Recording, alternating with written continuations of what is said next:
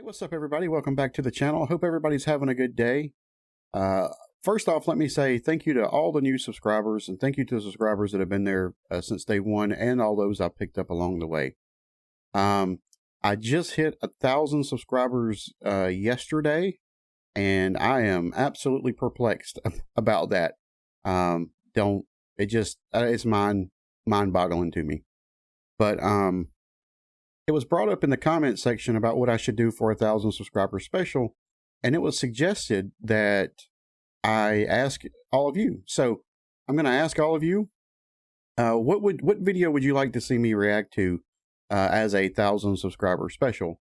I'm also going to post this over in the community section so you can not vote, but comment what video or song or whatever that you would like me to do for 1,000 subscriber special. I'll leave it up to you guys, because without you, I wouldn't be here doing this. So it's all about you and the Elvis community.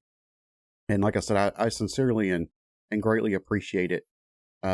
All your likes, your comments, your subscriptions, my Patreon supporter, and you can help the channel out by clicking the link in the description down below. But yesterday's video, and I'll put a card up here at the top up here. I got a lot of comments about it, about how the Sweet Inspirations were watching Elvis in awe. And, you know, they were a well-known group in their own right. So to see one celebrity starstruck by another celebrity, it's kind of an amazing thing. And Elvis definitely had that persona and that charisma and that stage presence and the personality, which made me think about this video that I'm about to show you. That's actually made, I believe Joe Chambers made it. And if you're not familiar with Joe Chambers, he founded the Musicians Hall of Fame and Museum in Nashville, I think in 2006. He recently passed away last year. A big name in the music business, a lot of songwriting credits. He was a guitarist. He was a producer, ran a recording studio, was a CBS Records staff writer. Anyway, just real big in the Nashville, Memphis, and national music scene. Anyway, he put together some videos for the museum and for the Hall of Fame, and interviewed some of the house band members called the Memphis Boys, that were the house band for American Sound Studios, which Elvis recorded in 69, I believe. Of course, that's before he had his own band, which would later become the TCB band. So anyway, these are regular studio musicians who were not easily starstruck. It was just like a normal day at the office. They played with all kind of stars, but everything seemed different when Elvis came in. Just his presence. And I'll let them explain it in the video. Also, at the end, it kind of tells a little bit about different people's reaction to hearing the news that Elvis had passed away. And I think James Burton's at the very end. But anyway, without further ado, let's just jump right into it. Check this video out. And go over there and check out their YouTube channel. They have a YouTube channel. It's the Musicians Museum and Hall of Fame, and it's in Nashville. Hi, this is Joe Chambers. Today's guests are the Memphis Boys. The Memphis Boys were the house band or the studio musicians at American Sound Studio in Memphis.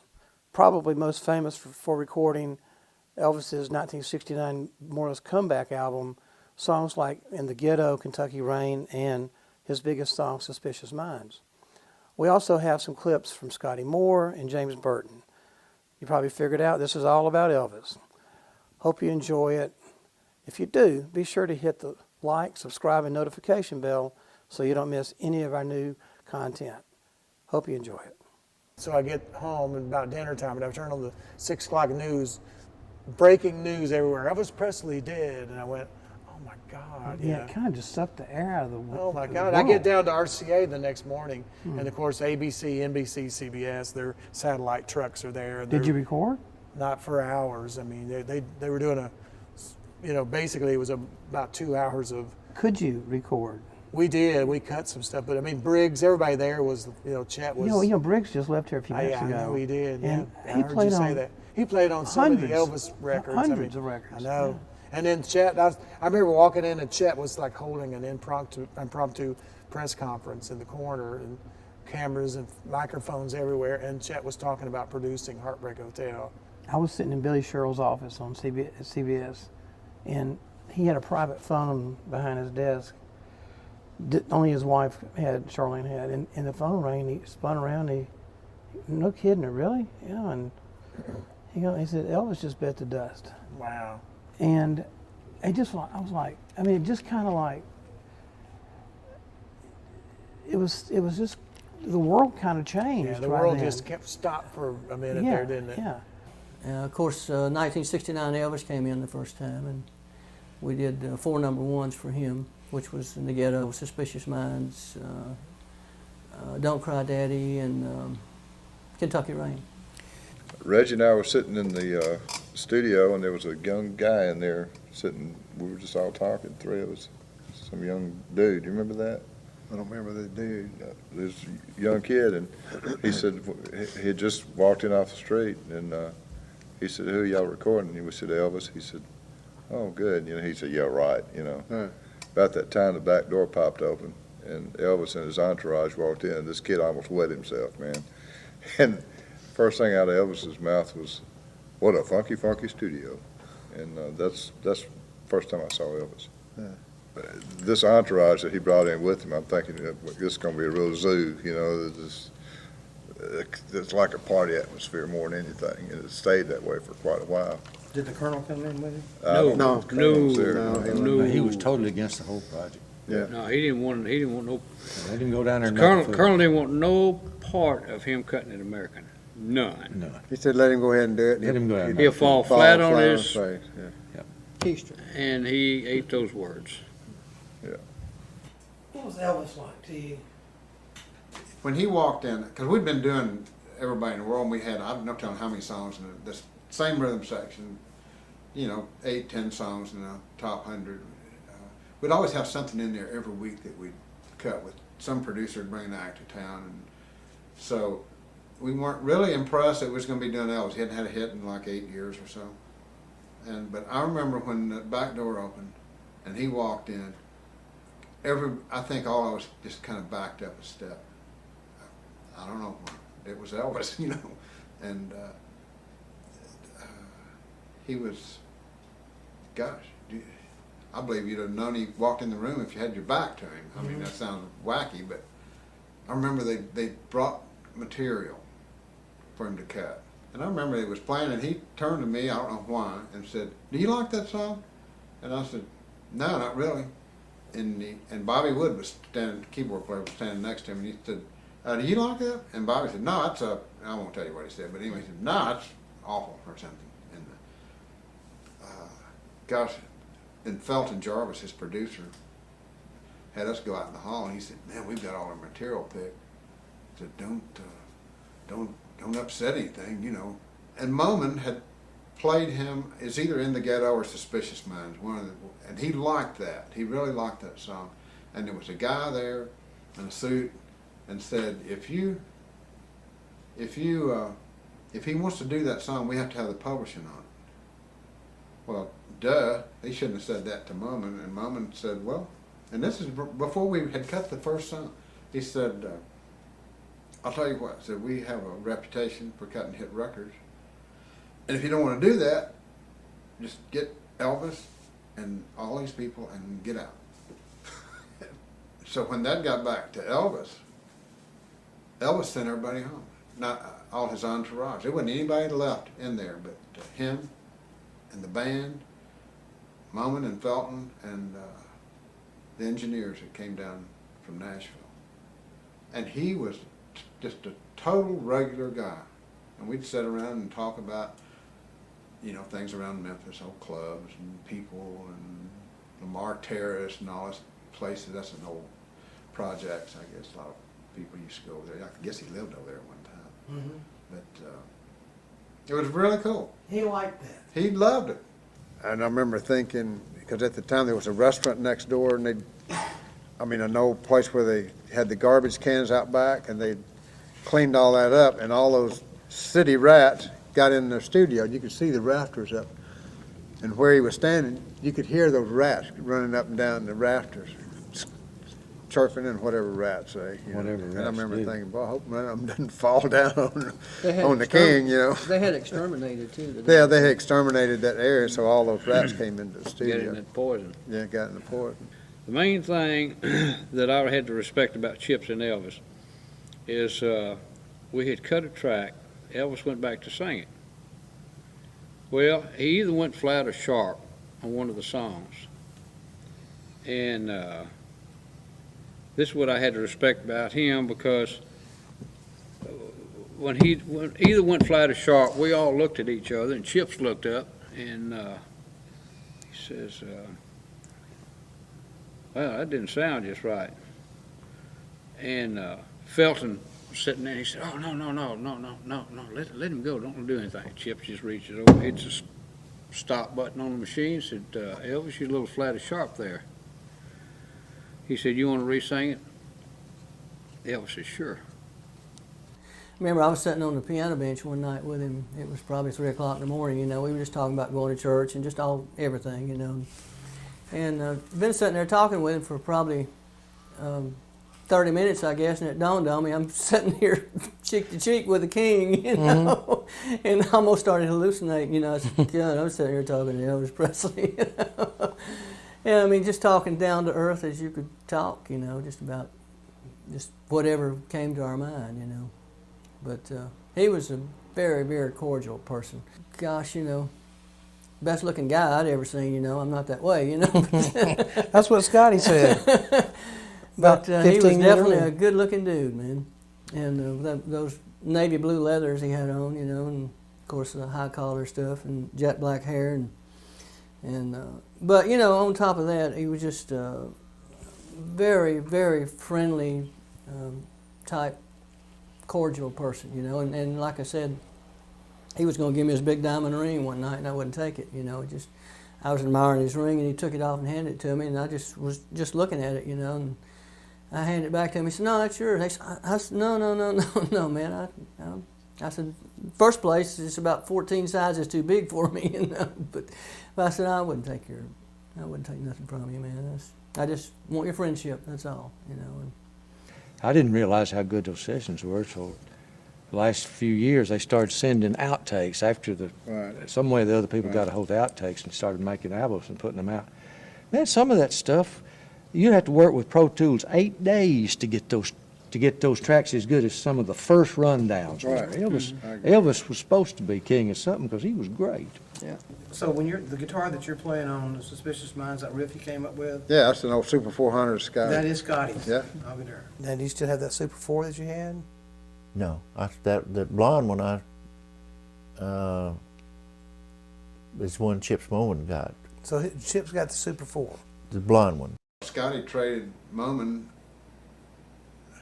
I always thought it was a set of keyboard bells, but it was a set of vibes. Yeah. You acquired Scotty's Super 400. Right. An old set of Genco Vibes, and $80. $80. Yeah, that same guitar that I played Son of a Preacher Man on the intro on Dusty Springfield records, that same old guitar. Yeah. There must have been some hoodoo on that thing or something. It had hoodoo on it, yeah. If I'm not mistaken, that's the guitar he had too when he was in a couple of movies too. The blonde. I don't know. Yeah, it is. Blonde Super 400. I sold it about 4 years ago, I think it was, at Christie's in London. London? It brought 109,000, yeah, which was nothing for that guitar, because there was 2 or 3 key guitar guys there that figured it would go for at least $1 million. But it didn't. Because I don't know how many sides we cut with him. I mean, the total number maybe is 30 something. I'm not sure. But I mean, no doubt, the stuff that Scotty and them did is classic. Oh, will man, always yeah, be. yeah. But you talk about, I mean, Suspicious Minds is just, that's my favorite Elvis record. You know, And I mean, all the rest of them, you know, are history and they're great. And Heartbreak Hotel, I mean, maybe my second one, but the production and just Elvis, the whole thing, that was just a great timeless record. Yeah. And I think it proves that it's still on the radio I know. all the time. August 16th, I went to Burbank to get on we had a private plane. Our first show was in Portland, Maine. And man, I don't know, we were in the air maybe 15, 20, 30 minutes. And they called from Vegas and said, return to Vegas, the pilot, but they didn't tell him why. So we stopped in Pueblo, Colorado to refuel. And the trombone player, Marty Harrell, Marty came up to me and said, James, I'm gonna go call Vegas and see if I can get find out something.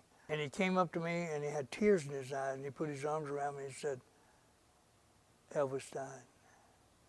I couldn't believe it, man. It was like shock, I couldn't believe it. I said, is this a joke? He said, no, for real. I mean, it was a sad flight back to Vegas. We get back to Vegas and I got on the phone. Joe, I called every airline I could think of and they were completely booked up. I talked to a girl with American Airlines and she knew me, because she was a big fan of Elvis. She said, James, I got 500 people on waiting list, but give me an hour or two and let me see what I can do. So she called me back later and she said, you got an 11 o'clock flight tomorrow morning and don't be late. And I went and got on that plane, flew to Memphis, and it was a very sad thing, I walked in the house. Priscilla wanted to take me in that room where they had Elvis in the casket, and I didn't want to do it. I said, I'm gonna wait till my wife gets here. And Ann Margaret was there. Ann was in the room with Elvis, and she would go in for maybe 3 or 4 hours and then come out and go back in. That long in there with it, golly. James Brown, man, he was in there for hours. He I don't know, I think they had to pull him out. He didn't want to leave. And Ann Margaret was in there a long time. And yeah, it was just, God, again, all the people driving down the funeral concession, going to the graveyard, the streets were just lined up with thousands and thousands of people. Just amazing. So, pretty good video there. Just goes to show you that even people that were around music stars and entertainment stars were still starstruck when Elvis walked into a room. Like, he had that charisma, he had that aura about him. And as you can see, not a single bad thing to say about him there. Even people, they're talking about like Felton Jarvis, who didn't want to tell Elvis no, apparently didn't want him to redo a cut of a song. And those guys there, man, they just hit the tape and was like, no, you got to redo that. And Elvis was like, okay, great, just phenomenal stories. Just to think that songs as big as Suspicious Minds, In the Ghetto, Kentucky Rain were recorded in this studio that you heard, that Parker was against them using that studio, probably because they wouldn't allow him to have the control that he wanted. But just a group of guys, house musicians, the Memphis Boys, didn't really know Elvis, and like he said, he hadn't had a hit. He hadn't had a hit in 8 years, so they wasn't really that enthused about recording with Elvis. But once he walked in the room, all that vanished. Awesome story about Elvis trying to give the piano guy his ring, and him telling him, no, I don't really want nothing from you. Not a whole lot of people in Elvis's life did that. A lot of people took whatever he was handing out, and then they were still standing there with their hand out. Priscilla Wagner. Anyway, just thought this was a great video to share with you, and really appreciate Joe Chambers. Like I said, he is passed now. and the work he done for the Musicians Hall of Fame and Museum in Nashville, and for preserving and putting together this video. Not real sure how much more Elvis stuff they have over there. Like I said, that he only recorded there a few times at the American Sound Studios, and just the impact he had on those people in that studio, that they recall these intimate moments decades and decades later. Just like I said, a testament to the man and the king. But anyway, that's going to do it for today. Let me know your thoughts in the comments section down below. And thank you for watching. Y'all keep TCBing, and we'll see you next time. Take care now. Bye-bye. I kind of mentioned in the comment section of you.